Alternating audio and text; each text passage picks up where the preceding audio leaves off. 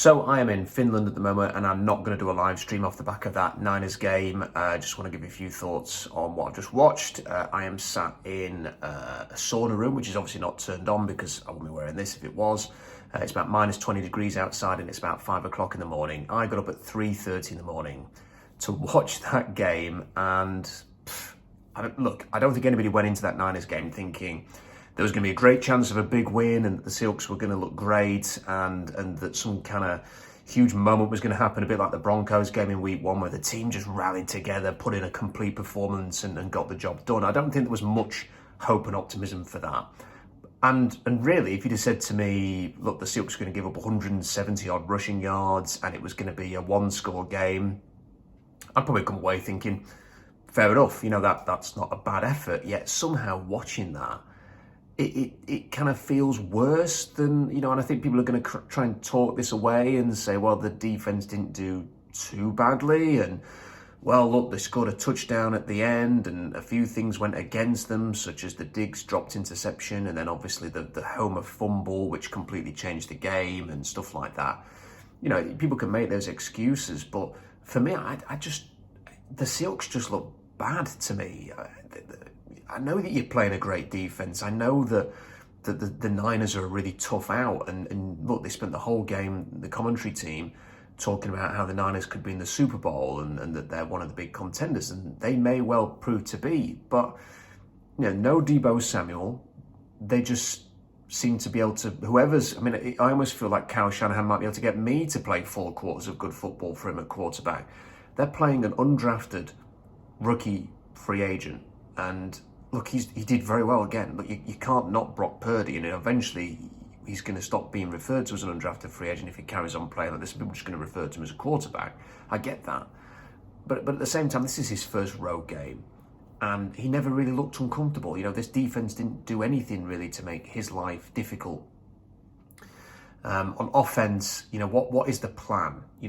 For a few weeks now, the Seahawks have just felt unprepared going into a game, and I was kind of watching this thinking, what exactly are the Seahawks trying to do? What punches are they throwing at San Francisco? They kind of felt just like a boxer who's kind of hurled up in the corner, clinging on to get past a certain round because maybe if they last 3 rounds, they get a better paycheck or something like that.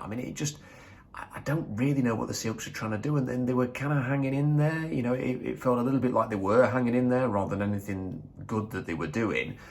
And then you get to sort of the end of the first half, and you've got the Quandre Diggs missed interception. You can see Richard Sherman's reaction on the broadcast to that. I think everybody's reaction should have been somewhat similar.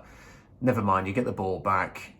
It's dumped off to Travis Homer. It's going to go for a first down. You're thinking, hey, they might be able to get some points here. Huge fumble. It's not just the fumble and the turnover, it's the recovery, taking it right down to the goal line.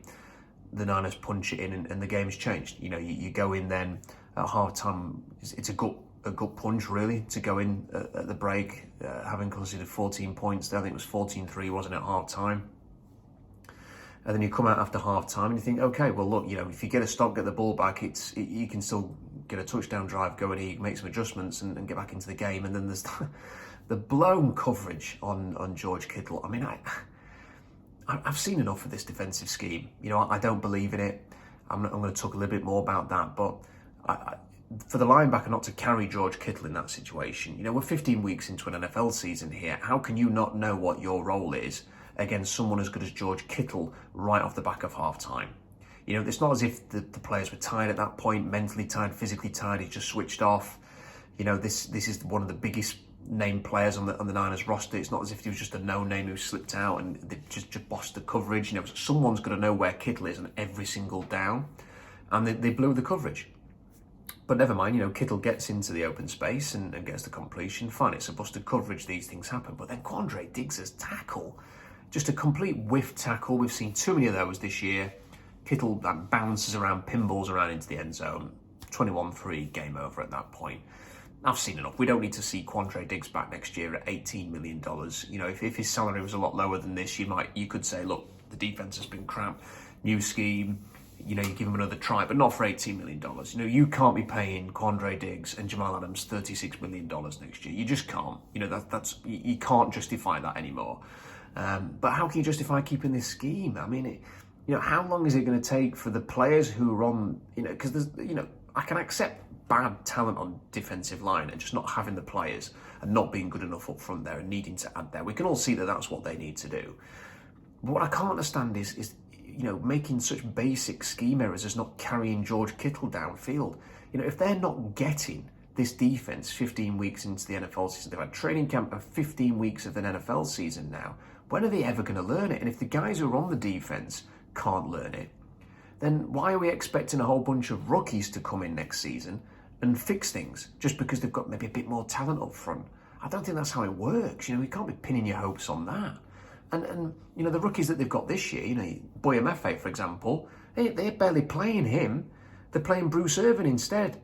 So if the rookies come in and they can't pick up the scheme, or if they're, are they going to get the Mafe treatment? Are they not going to play? They're going to still be playing like Shelby Harris instead and people like that. The Brian Monets and the Poona Fords or whoever, because they have a slightly better grasp of the scheme or whatever. I mean, to me, it ain't working. And, it was interesting this week sort of seeing what's happening in Minnesota. Ed Donatel was originally going to come on and coach in Seattle. That was Pete Carroll's, his old pal's act. Go and get Ed Donatel, he knows him. Go and bring him to Seattle to try and bring a bit of a Fangio flavour to the defence. He then got offered the Minnesota Vikings defensive coordinator job, so he went there instead. He was originally going to come to Seattle, so they go and get Sean Desai, put him with Clint Hurt, and that's your defensive staff. Well, Minnesota have got better talent on defense than Seattle. And this week I was reading that there's a whole bunch of pressure on Ed Donatel basically to go. The media have been asking the head coach in Minnesota whether he's going to change the defensive play call, essentially get rid of the defensive coordinator mid-season because the defense is so bad. I think the total defense, they're amongst the worst Minnesota Vikings, and it's completely undermining their offense. And, they're a good team and the defense is letting them down. And it's the same scheme. It's the same person that Carroll wanted in Seattle. It's a scheme that it's not just not working in Seattle. It isn't working for the Chargers. It isn't working for the Vikings. It ain't working. So unless you are going to go and appoint Vic Fangio in the offseason, which we know Pete Carroll isn't going to do, why persevere with it for me? If you are going to draft talent and bring a whole bunch of players in through the draft to try and improve your defense next year, then do it with the scheme that you're most familiar with the one that has had more success. And look, this defense is making the Ken Norton Jr. defense look good. And people could say, well, it wasn't so bad today and they didn't give up so many, but they didn't really need to. I mean, the Niners never really got out of second gear on offense, and they had Brock Purdy, again, an undrafted free agent rookie at quarterback. They kind of just managed the game. But nothing says it all, really, that what was it, 3rd and 1 or 3rd and 2 or whatever it was right at the end of the game. Yes, it's a vain hope. If you get a stop there, you're only going to have a few seconds left to try and have a miracle. I get it. It's not as if they had another timeout or something to spend there, but you need to stop on 1 yard. They get like 54 yards, take it to the 1 yard line, almost scored. End up giving up 170 rushing yards after all, only have 70 rushing yards themselves. It ain't good enough. It isn't good enough.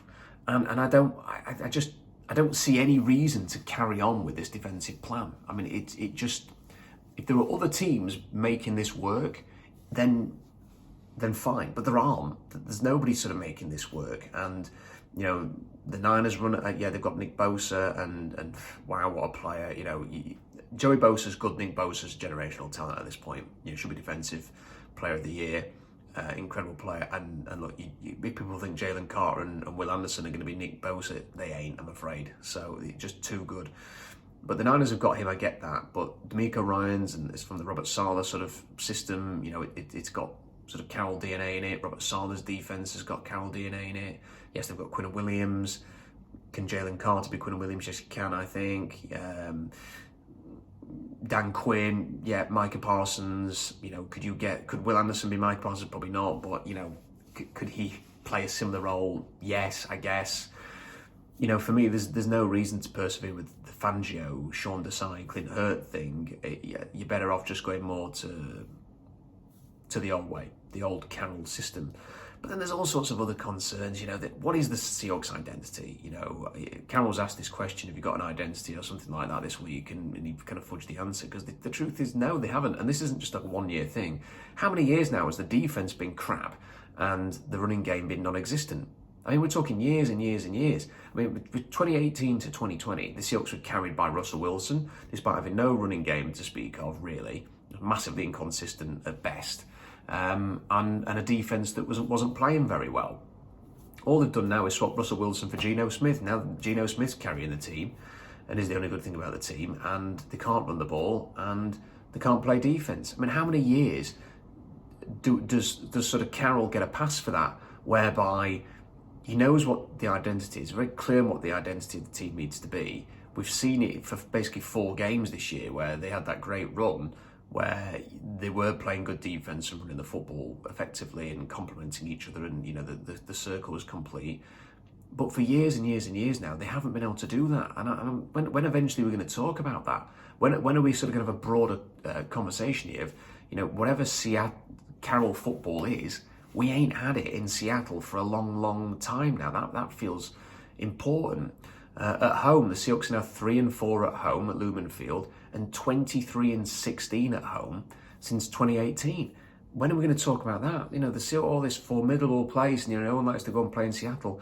Playing in Seattle is a doddle for a lot of teams at the moment. If they lose to the Jets and the Rams, they're going to be pushing towards 500 at home over the course of the last sort of 5 years. I mean, that's it's not good. When are we going to have a conversation about that? And there's just so many other things that, I mean, the team is what, 1-4 in the last 5. Their only win was that nail biter against the Rams backups. They're going to lose to Kansas City, and not even now. I put an article out which was quite critical of the team. I don't think anything was unfair in that article. I'm not going over the top, not called for anybody to be fired or anything. I'm just pointing out perhaps some inconvenient truths within the article. Go and check it out on SeahawksDraftBlog.com. And the first person that replies to the link on Twitter is ranting and raving, this has been a better season than people expected, and you said they were going to be awful. I mean, I think I predicted 6 wins. I mean, they may only end up with 7 wins this season, the way this is going. I mean, who knows, maybe 7 or 8 wins, but it's hardly like a massive improvement. And, I think people are just, they've allowed themselves to be convinced that whatever happens for the rest of the season now, that this has been an amazing, surprising campaign. I don't see it that way. I think you have to adjust your opinions. Before the season, we thought the NFC West was going to be a juggernaut. We thought that the Rams, the Super Bowl champions, were going to continue to be good. We thought that the Niners were going to continue to be good, and we thought that the Cardinals were going to be better than they were. As it happens, the Rams and Cardinals have been a total shambles. The Niners have been good. But that completely weakens the bulk of your schedule for a start. The fact that your 4 games against NFC West opponents should be 4 wins, and they've got 3 out of 3 so far, and they should have had 3 out of 3 against the Cardinals and the Rams. But you look at the rest of the roster, they had wins against Detroit. Yeah, the Detroit win looks better now, but when they played Detroit, the Lions were a mess, and they didn't have hardly any of their best players. It was a severely weakened Detroit team. They just won that game. They beat the Broncos in week 1. Everyone thought that was a great win in week 1. Turns out that the Broncos are terrible. The Giants, with what a win that looked at the time. The Giants have imploded a bit like Seattle since then. I think they've won 1 game since. So, that looks different now in context. And Seattle's strength of schedule is going into this week was 0.450. 0.450, which is one of the easiest strengths of schedules in the league. And you compare it to teams like the Lions, for example, they're like 5.50. They're like another 1 ahead of Seattle. The Giants and the Commanders are in exactly the same boat. So the 4 teams that are kind of like looking at the playoffs at the back end of the NFC, Seattle's got by far the easiest strength of schedule compared to the Lions, the Giants, and the Commanders. So it puts a different gloss on the season when you actually think about it like that. It really, if the Seahawks hadn't got 7 wins, and bear in mind they've lost to some bad teams as well, you'd kind of think, well, no, that would have been awful. Like if they only had 5 wins at this point, you'd say that was pretty crap. Like they've ridden a bad strength of schedule or an easy strength of schedule to get to 5 wins, and that's not that impressive. And I kind of sit here now thinking, yeah, well, I'm really impressed with Geno Smith. He's gone above and beyond what I expected from him, and that's still the case. He's basically the only shining light on the team right now, and that's been a big positive. And the 4-game winning streak was fun. But really everything else is kind of what I expected. The defence is crap. The running game's crap. It's nice that someone like Tariq Woolen has emerged. I've been pleased generally with the rookie offensive tackles, even though they had a nightmare tonight against San Francisco. But I don't think we're like watching a miracle happen anymore. I mean, like if they'd won 10 games and got to the playoffs or won the NFC West, I think, yeah, you could be well within your rights to make those points. I kind of think we're past that now. You know, it's not the amazing, fantastic season that everyone was talking about, because they are 1-4 in the last 5 games, and that could easily be 0-5. They nearly lost to the Rams back up. So I just think a bit of perspective is needed now. And, you know, where do they go from here? They're going to lose to the Chiefs on Christmas Eve. I think that's fairly certain. And then they'll finish the season playing the Jets at home. They may win those both games. And if they win both those games, I'm sure people will be talking about how the positives are and all this and moving forward. But I don't know, I kind of just sit here and go, I will be able to look forward to the draft. I think they need to be ruthless with some of their decisions on people like Quandre Diggs in the offseason. They need to just part ways. I'd say the same for Jamal Adams, frankly. Whether they do or not, who knows? They need some cap space. They need to bring some players in. I think they need to be more aggressive than they have been in free agency in recent years. Go and get a Deron Payne or someone like that, because you need talent up front. They need talent up front. I think they're a long way off contending, even with a chance to have another good draft with all the picks they've got. I think we're talking longer term. It's hard to be that excited about the future of the Seahawks right now. Maybe that's sort of me saying that off the back of a defeat, and I'm sure people will levy that at me. But, I think even if they have a really good draft, I still think people need to prove themselves. People have got a point to prove here. Pete Carroll being the main one. Kyle Shanahan can just plug in quarterbacks and his offense functions.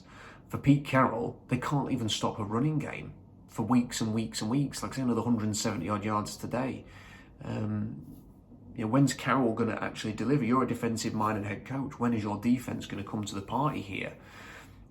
What is Clint Hurtt good enough as a defensive coordinator?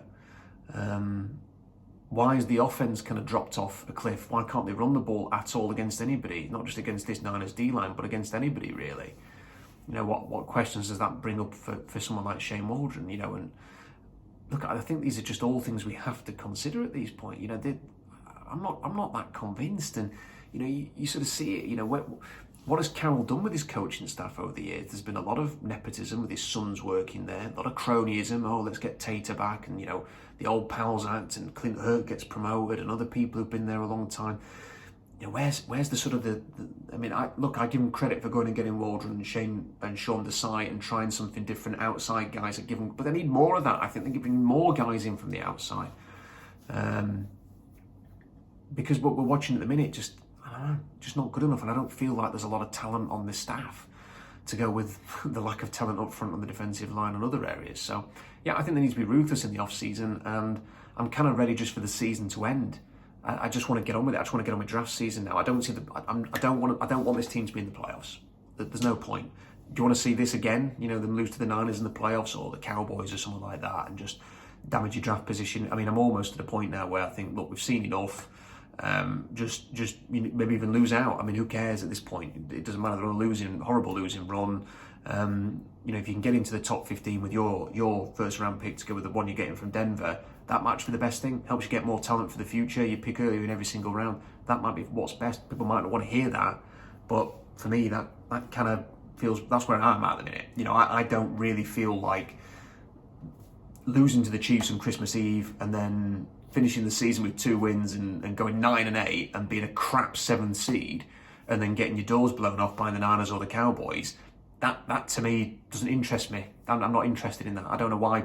And even if you win, if you sneak one win, you ain't going to go on a playoff run and win the Super Bowl here. So, and if you're pinning your hopes on another beastquake happening, there's some pivotal, historic NFL moment that galvanizes the team. I mean, you might as well pray for a miracle at that point. So, yeah, I'm happy to lose out, and we'll see where we go. So, apologies, no live stream, but I've given you some thoughts from a cold sauna in Finland, having got up at 3:30 in the morning to watch that. So, if you are so caring and obliging, there are no super chats in this, but there are super likes. There's a heart button underneath the video if you want to support the channel. Please jump in on that. Please like the video. Let me know what you thought of the game in the comments section. Subscribe if you haven't already. SeahawksDraftBlog.com for more analysis. Merry Christmas. Ho, ho, ho. See you next time.